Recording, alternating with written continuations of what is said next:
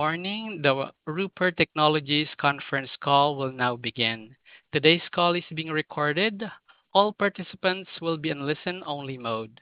Should you need operator assistance, please signal the operator specialist by pressing star zero. I would now like to turn the call over to Zach Mosey, Vice President of Investor Relations. Please go ahead. Good morning, and thank you all for joining us. We discuss the second quarter 2024 financial results for Roper Technologies. Joining me on the call this morning are Neil Hunn, President and Chief Executive Officer, Jason Conley, Executive Vice President and Chief Financial Officer, Brandon Cross, Vice President and Principal Accounting Officer, and Shannon O'Callaghan, Vice President of Finance. Earlier this morning, we issued a press release announcing our financial results. The press release also includes replay information for today's call. We have prepared slides to accompany today's call, which are available through the webcast and are also available on our website. Now, if you please turn to page 2. We begin with our safe harbor statement.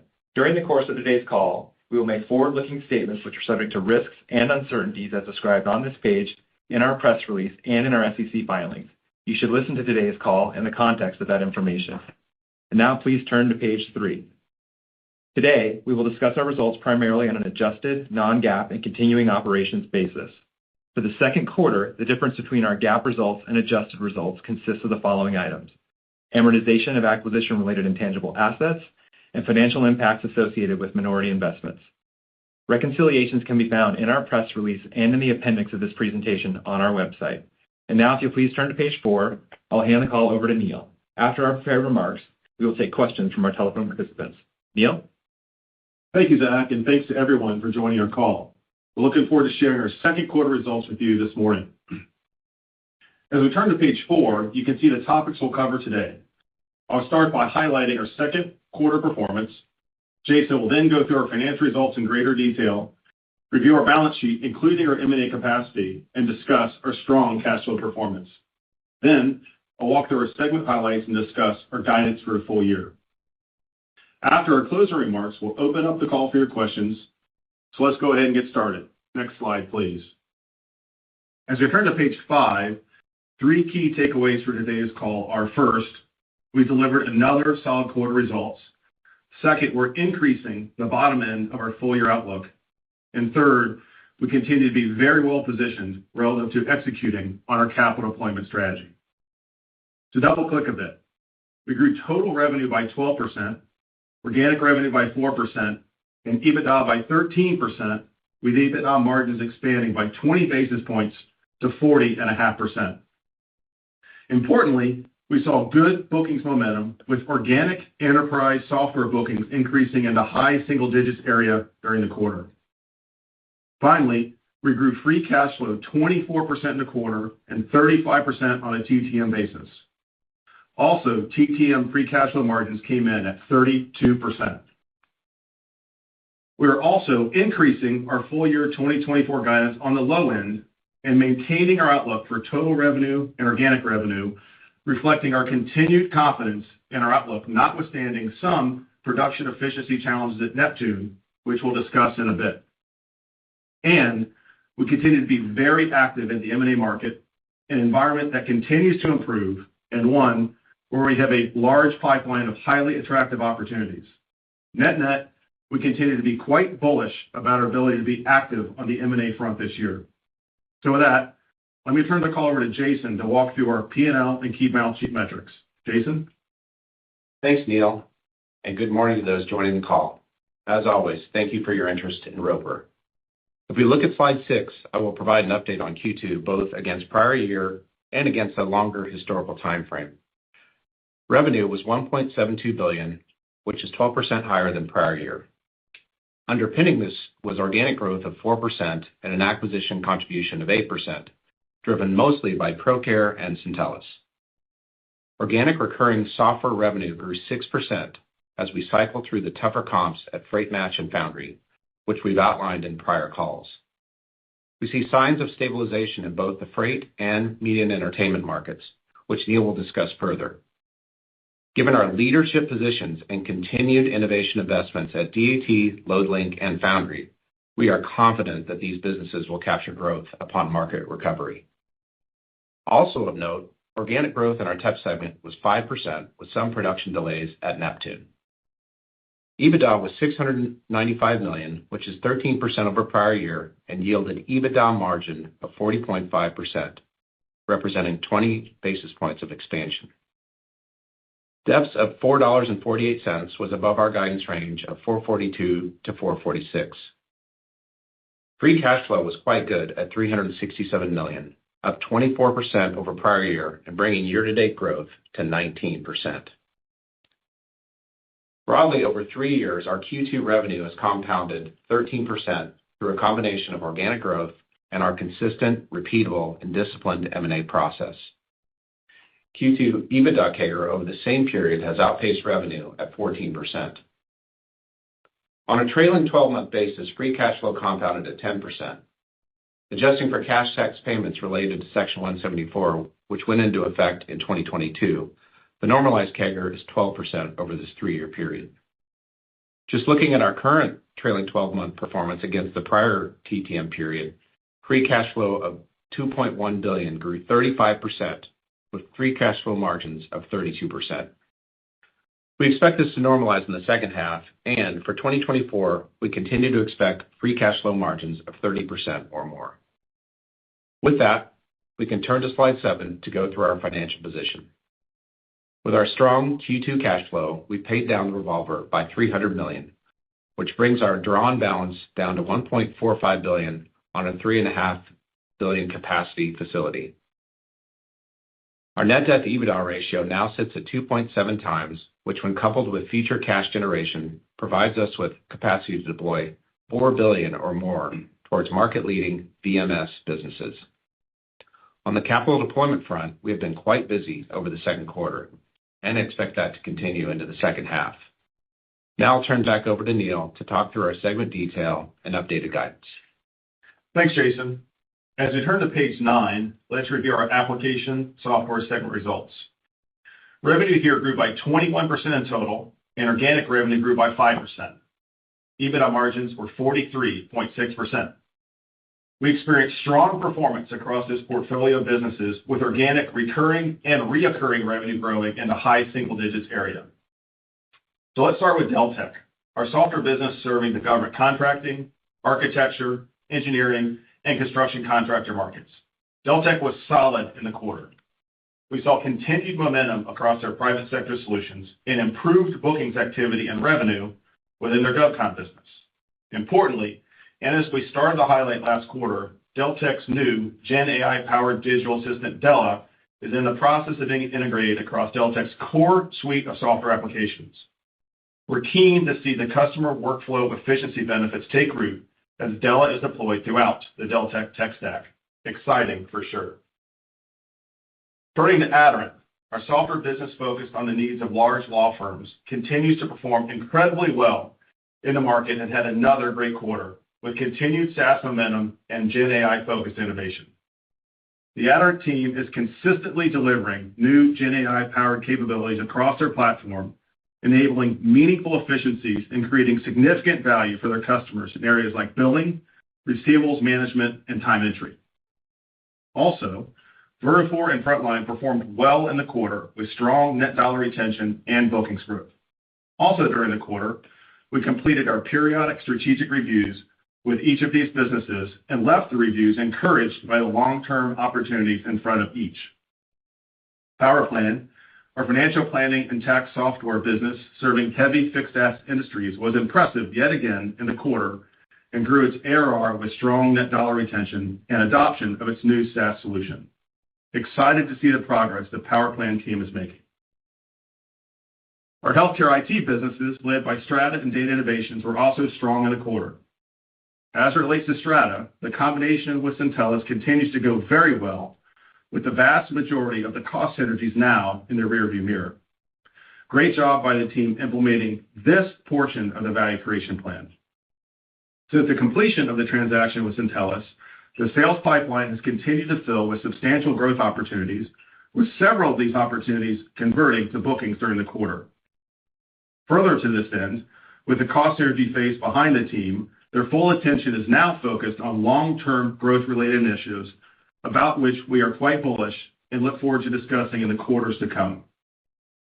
As for data innovations, we saw accelerated growth in the quarter with customer decision-making returning to normal, encouraging for sure.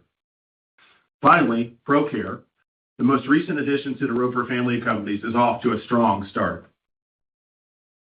For the second half of the year, we expect to see mid-single-digit organic revenue growth trending to the upper end of this range for the segment. Please turn with us to page 10. Organic revenue in our network software segment grew 2% in the quarter and was impacted by the fact we continue to experience pressure with our freight matching businesses and work through the impact on Foundry from the recent actors and writers strikes. Excluding our freight matching businesses and Foundry, the segment grew in the mid-singles area, which demonstrates the underlying quality of this group of market-leading businesses. EBITDA margins continue to be strong at 54.8%. Let's dig into the details and start with our freight matching businesses, DAT and LoadLink, which declined slightly as expected due to the continuing challenging freight market conditions that adversely impact both businesses. That said, the market appears stable, both on the carrier and broker side, bouncing along the bottom, if you will. Notwithstanding this, and as typical for Roper, we invest for long-term, sustainable, and improving levels of organic growth. In DAT's case, we're absolutely doing this, leading the industry with Gen AI-enabled fraud detection and prevention tools. Also, and importantly, in the quarter, we welcomed a new DAT CEO to the team, Jeff Clements. Jeff has a long and successful career in network and software businesses, and we look forward to working with him to deliver the next chapter of DAT's growth. Now let's turn to Foundry, our post-production media and entertainment software business. Foundry continued to roll out innovative product updates and ML-powered functionality this quarter, enhancing the creative process for high-quality visual effects. Given the continued impact related to the recent industry strikes, Foundry declined in the quarter as expected. That said, the current content production pipeline is filling, and Foundry's customers are beginning to re-ramp their capacity, which gives us confidence Foundry will return to more normalized growth next year. As mentioned, the balance of this segment grew mid-singles organically in the quarter with solid execution across this portfolio of businesses. By pipeline, our life insurance and annuities network software business had strong renewals, customer expansions, and market activity, especially in the annuities market. ConstructConnect continued its solid march of improved financial results and bookings momentum. In addition, ConstructConnect continues to lead the market with their Gen AI-powered takeoff and estimating solutions. Great job by Matt, Buck, and the entire ConstructConnect team. Finally, our alternate site healthcare businesses performed well, with MHA benefiting from increased operational focus and rigor and improvement in senior care occupancy rates. SoftWriters, our LTC pharmacy software business, continued their cadence of solid execution. Well done. For the second half of the year, we expect the difficult freight market conditions to persist, which results in our continued low single-digit organic revenue growth outlook for this segment. Now please turn to page 11 and let's review our TEP segment's results. Revenue here grew 5% on an organic basis, and EBITDA margins remain strong at 36.2%. We'll start with Verathon. Verathon had very strong growth across all three of its product families and once again executed at an exceptional level in the quarter. The long-term success of Verathon is directly attributable to its leadership team building the business and all the underlying processes to enable sustainable, long-term, and improved organic growth. This long-term, disciplined focus is truly a competitive advantage for Verathon. Neptune continues to be solid and delivered another record quarter of financial results. Demand remains strong and consistent with our expectations. Also, the Neptune team did a great job commissioning substantial ultrasonic meter capacity during the first half of this year, both of which are great relative to Neptune's long-term success. However, Neptune struggled in the quarter to achieve the manufacturing efficiency needed to deliver on their mechanical meter demand. We anticipate this to progressively be resolved through the balance of this year. Northern Digital, or NDI, declined as expected in the quarter. As a reminder, NDI is our market-leading precision measurement business. NDI partners with the world's leading medical device manufacturers to deliver innovative healthcare applications that require super precise navigation, such as robotic surgery and cardiac procedures, to name a couple. Their long-term historical growth rate has been in the double digits area. However, NDI is declining this quarter and this year based on customer program timing. Notwithstanding the first half performance, NDI continues to see strong OEM order activity, and we fully expect NDI to return to their normalized organic growth rate next year. Finally, IPA, Inovonics, and RF Ideas declined against a difficult prior year comp. As a reminder, these businesses started recovering from supply chain challenges this quarter a year ago. For the balance of the year, we expect the TEP segment to grow in the mid-singles to high singles range, which is slightly below our prior expectation of high singles growth due to the mechanical meter production efficiency timing at Neptune. We do expect to return to high singles growth in the fourth quarter as Neptune's efficiency improvements take hold. Please turn with us to page 13. Now let's review our full year 2024 guidance and discuss our third quarter outlook.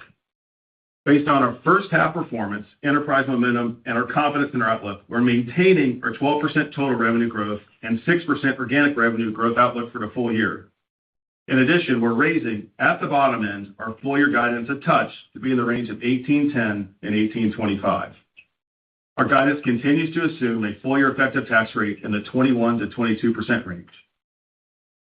For the third quarter, we expect adjusted DEPS to be between 450 and 454. Now please turn us to page 14, and then we'll open it up for your questions. We'll conclude with the same key takeaways with which we started. First, we delivered a solid quarter of financial results. Second, we're increasing the low end of our outlook for the full year. And third, we are very well positioned relative to our capital deployment strategy.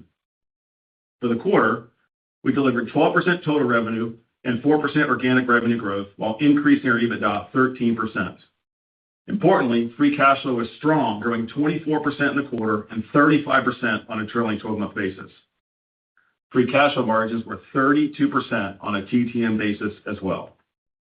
Next, we're maintaining our full year outlook for 12% total revenue and 6% organic revenue growth and increasing the bottom end of our full year guidance.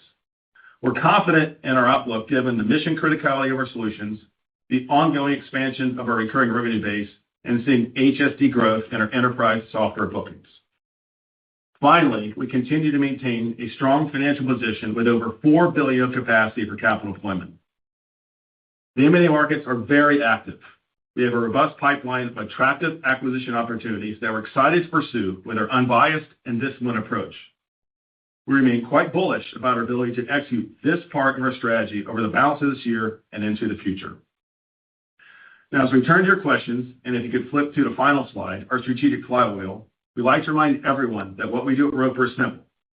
We compound cash flow over a long arc of time by operating a portfolio of market-leading, application-specific, and vertically oriented businesses. Once a company is part of Roper, we operate a decentralized environment so our businesses can compete and win based on customer intimacy. We coach our businesses on how to structurally improve their long-term and sustainable organic growth rates and underlying business quality. Finally, we run a centralized, process-driven capital deployment strategy that focuses in a deliberate and disciplined manner on finding the next great business to add to our cash flow compounding flywheel. Taken together, we compound our cash flow over a long arc of time in the mid-teens area. So with that, we'd like to thank you for your continued interest and support and open the floor for your questions. Operator, please go ahead.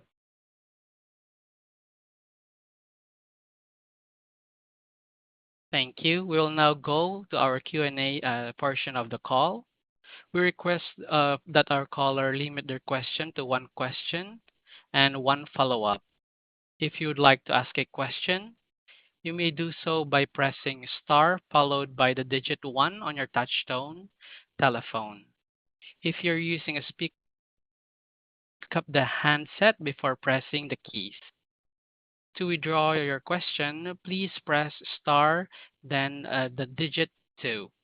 Again, we request that callers limit their questions to one main question and one follow-up.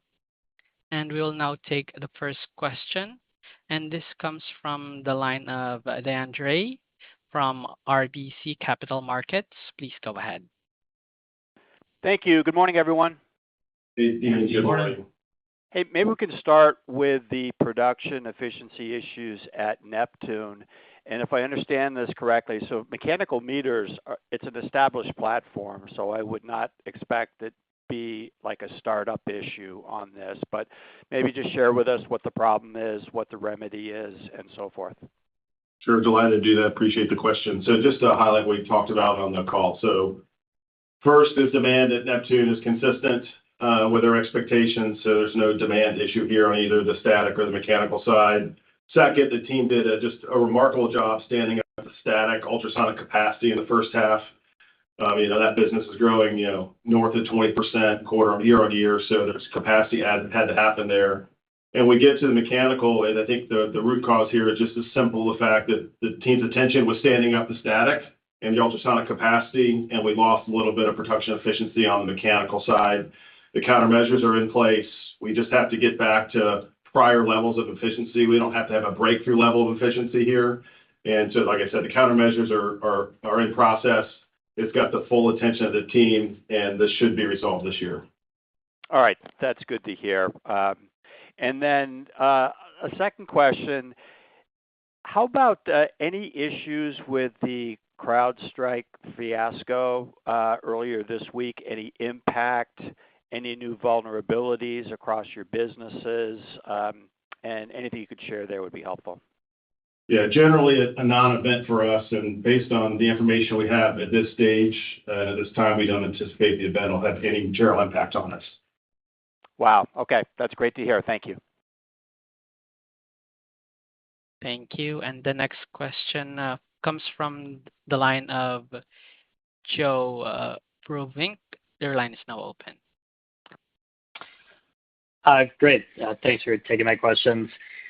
There was a fair amount of discussion over the past quarter from others in enterprise software just around maybe deal delays as their customers contemplate AI and investments related to AI. It certainly doesn't seem like that's happening at Roper Application Software. So I was hoping you could comment just on what the portfolio companies at Roper are hearing from customers on AI, and are there either postponements or I might ask conversely, is Roper actually being brought in new ways by customers to assist with their AI strategies? Yeah, it's Neil. I'll take a first pass at this, and then if Jason has anything to add. So first, it's been this year. Certainly, we're aware of the situation from the other companies, and so we're listening intently for this when we do our call downs with the businesses. And not once in any of our call downs or none of the first quarter, second quarter written summaries of business unit performance has this been noted as an issue in terms of our customers' IT spending diverting away from what we do. It's the first point. We've started to think about why that is. I think part of the reason is we're a teeny tiny portion of the IT spend of our customers, and we're mission critical in what we do. So I think it's a combination of the two. And our customers are very much looking to us to Gen AI enable our product offerings, and we're very much doing that. We've talked about it in the prepared remarks for the last several quarters. I think there's 3 or 4 references in it in today's call, and so we're super bullish about the opportunity. We noted enterprise software bookings up high single digits in the quarter, so some momentum there. Yeah, that's right. And Joe, we talked about this a month or two ago. It's pretty consistent there, and I think like Neil said, our enterprise bookings were strong across a number of businesses. Even Deltek was still down a little bit, so it was pretty widespread. So no, like Neil said, nothing on our calls indicated that this is an issue whatsoever, at least at this point. Okay, that's great to hear. Yeah, and I wanted to follow up on the high single-digit growth in enterprise bookings because that does seem like a positive change in trend. So Deltek contributed, it sounds like. Any other big needle movers to call out just in terms of the bookings developments? And actually, Joe, Deltek was still down a little bit, so that's with Deltek being down. But Neil highlighted some strength at Strata. So we saw, like I said, pipeline has been building and saw some good bookings in the latter part of Q2. Aderant has continued to be strong. Vertafore, Frontline also had really good quarters as well. Okay, great. I'll leave it there. Thank you. Thank you. And the next question comes from the line of Julian Mitchell from Barclays. Please go ahead. Oh, yes. Hi, good morning. I just wondered if you could give us some color around the Q3 EPS guide. Normally, you have a stronger sequential uplift, maybe 27 plus in the last couple of years into the 10 or 15 cents into the third quarter. Is there much sort of happening there this year that's kind of weighing on that? Any kind of one-timers maybe on that point on Neptune that's weighing on the sequential growth? Yeah, thanks, Julian. Yeah, I think a little bit is Neptune. So just getting those operational efficiencies will push some of that revenue that we normally have in the third quarter into the fourth. And then if you just look prior year, I think we think AS margins are going to be down year over year in Q3. If you recall, last year was kind of the high watermark Q3 was of 2023. So we actually expect it to be stronger AS margins in Q4. So we'll have a strong Q4 there. So it's just a little bit of a shift on margin, I think, in the AS segment, which is obviously more than half of our revenue. That's helpful. Thank you. And then just my follow-up question would really be around the network software piece and going back to the freight market. Sounds like it's trending kind of as you thought. Maybe update us where we sit in terms of the timing of that cycle trough and what sort of slope of recovery you think we should expect there in the next kind of 12, 18 months, please. Thank you. I'll give you our best crack at what's going on there. So as we all know, in recent past periods, DAT just really experienced abnormal growth that was consistent with the freight cycle. And then sort of the freight recession is what's been impacted business for the last several quarters. This quarter was flattish in terms of the volumes that we're seeing. And then maybe there's a little bit of green shoots happening. The spot market volumes are stable to slightly improving. Carrier attrition in the network is slowed a little bit more than originally expected or anticipated. And then finally, maybe most importantly, freight rejection rates in the market are improving. And so we're sort of bouncing, as I mentioned, we're bouncing along the bottom. That's our call for the balance of the year. And we're not going to bake in an improvement in our outlook until we actually see it. But maybe there's some green shoots happening here. That's great. Thank you. You bet. Thank you. And the next question comes from the line of Terry Tillman from Truist Securities. Please go ahead. Thanks for taking my questions as well. The first question, it's kind of a multi-parter. It's related to the Deltek business. And then I did have a follow-up. It's going to be on Aderant. But in terms of Deltek on that large GovCon side, I assume that's where some of that volatility and some of the bookings weakness is still going on. Is there some seasonality dynamics and just kind of strengthening of the pipeline and visibility into the second half where you think that can turn positive in terms of bookings? And the second part of this first question is on FedRAMP. If I wasn't mistaken, FedRAMP could potentially unlock some large deals. And then I had a follow-up. Yep. So we'll try to take both of those. So Deltek is not really a seasonal business. Just so we're clear, Deltek's got two parts of the business. About 60% is GovCon, about 40% is the professional services end markets, architects, engineers, construction contractors. The professional services side has been solid, robust, consistent. The slowness has been on the GovCon side, particularly the enterprise, the very largest customers, as just the last 12 months or maybe a little bit longer of government spending uncertainty is what's driven sort of the slowdown or sluggishness in the market. In the second quarter, Deltek, on the GovCon side, there was a little bit of enterprise activity, bookings activity, which was super encouraging to see. It's been a few quarters since we've seen that. And there also isn't really an election impact that's tied to this part of the business. At least historically, there's not been. So it's just having some stability in the government spending outlook. It also doesn't really matter what the government spending is on. It just is the government operation of spending has been uncertain. And you're right on FedRAMP. The company is, I think, FedRAMP moderate complied today. and it's a definitive unlock for the SaaS migration on the GovCon side of the business, which is just in the very, very beginning, like the bottom of the first inning. Right. That's thanks for the update there. And I guess just a follow-up question.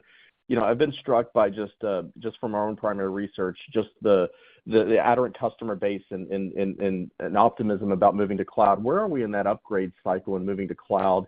And is it unlocking kind of expansion sales opportunities? Thanks. Yeah, Aderant's just so good at the moment for multiple factors. The one you list around the SaaS migration is just one. I mean, the company's just we got a lot of market momentum. They're leading the market on the use of generative AI tools and software applications. They're net market share winners. They continue to gain net market share. And just to give everybody listening context, the last 5 to 7 years has been a market share game, right? So we've gone from 30 to north of 50% market share over that period of time for large law firms. And most of that share gain was on premise. And with the advent of COVID, the large law firms decided they wanted to start the migration to the cloud. So we've got a multi-year journey of the lift and shift from our on-premise customers to the cloud. The product is enabled, and we're just beginning that migration now. Maybe this is in the second or third inning. It's very early. Yeah, there's a few dozen conversions that's happened over the last 3 or 4 years, so we're still really early. It's obviously picked up in the last, call it 6 quarters. But yes, still plenty of runway there. That's great. Thank you. Thank you. And the next question comes from Scott Davis from Melius Research. Please go ahead. Hey, good morning, guys. Good morning. Is it fair to say it's getting a little harder to get price year over year? I'm kind of thinking specifically network software, but I guess application software as well. But I know you had some pretty big price increases the last couple of years. Has it gotten a little harder to get price in those markets? Scott, we would actually say we've not gotten outsized price in our software businesses over the last couple of years. Price is part of the growth algorithm that we talked about. As a general matter, price is going to offset the attrit on the ARR base, and then we're going to cross-sell and upsell and add new to sort of get to the total growth of the business. There's been just maybe like a teeny tiny amount of price that's above normal on both the network and application software side. So it wasn't a big benefit historically, and we don't have to lap that going forward to the extent pricing were to normalize, because in our case, we've been normal through the period. Oh, okay. All right. That's good color. And then, last quarter, my takeaway was your enthusiasm on kind of M&A markets unlocking was pretty high. Is it fair to say you're still on the same level of enthusiasm about being able to get high quality deals done this year? Very much so. The market is the commentary we talked about a quarter ago is the exact same commentary today. There's just an amazing amount of pent-up demand for opportunities. I think I said last time it's going to be 3 to 3.5 years deals compressed in a couple of years. We still believe that's the case. Interesting thing happened in the first half is that the first half deals in the market were super binary based on asset quality. A-plus assets traded, anything in the B or below did not, which is leading sponsors to really face the reality about value and valuations.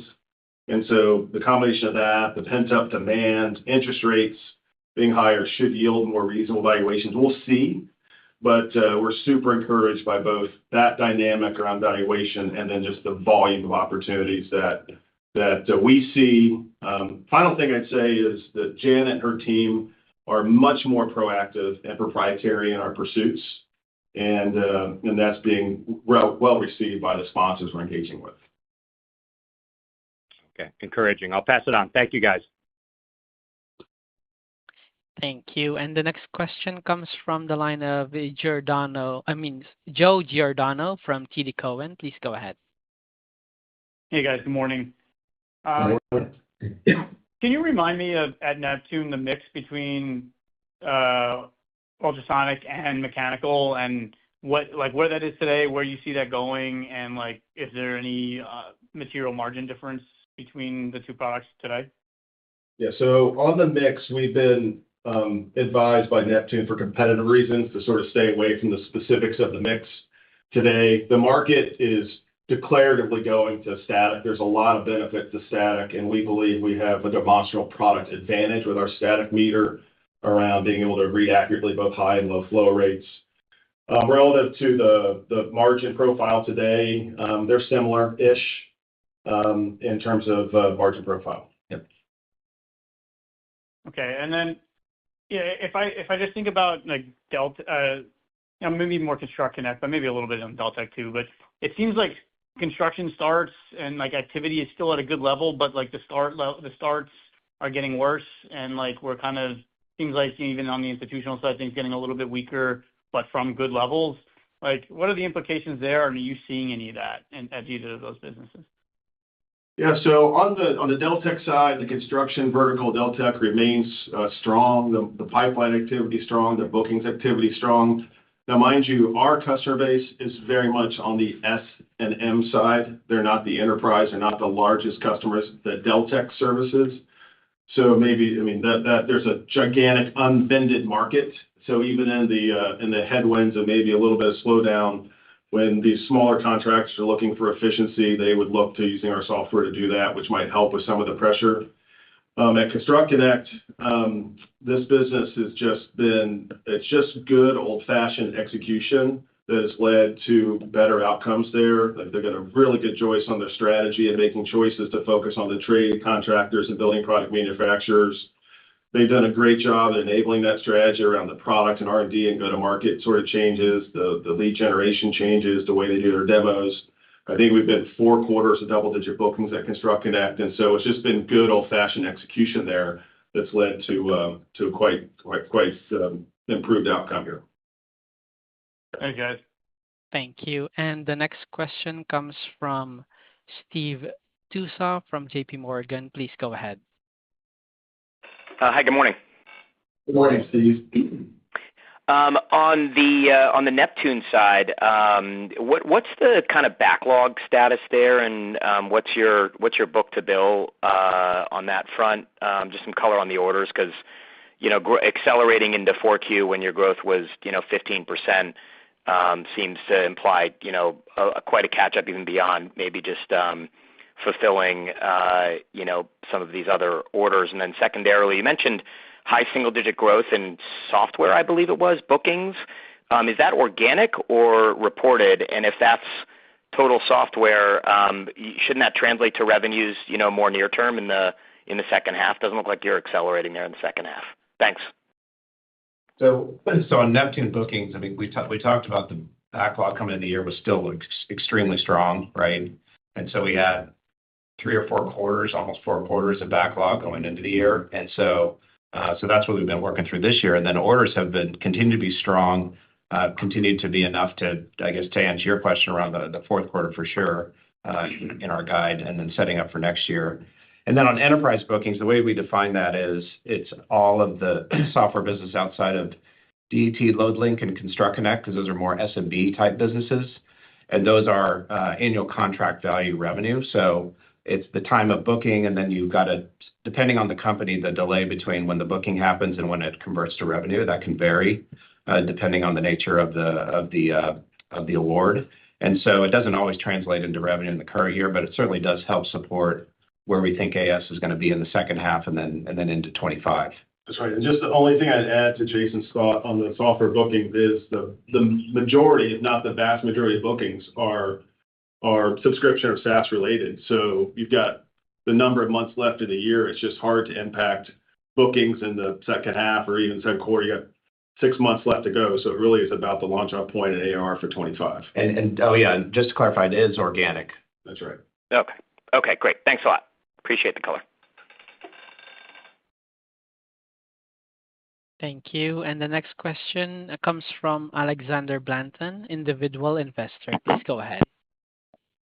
Oh, it's really Clear Harbor Asset Management, not an individual investor. I'm going to go back to the Neptune production issue.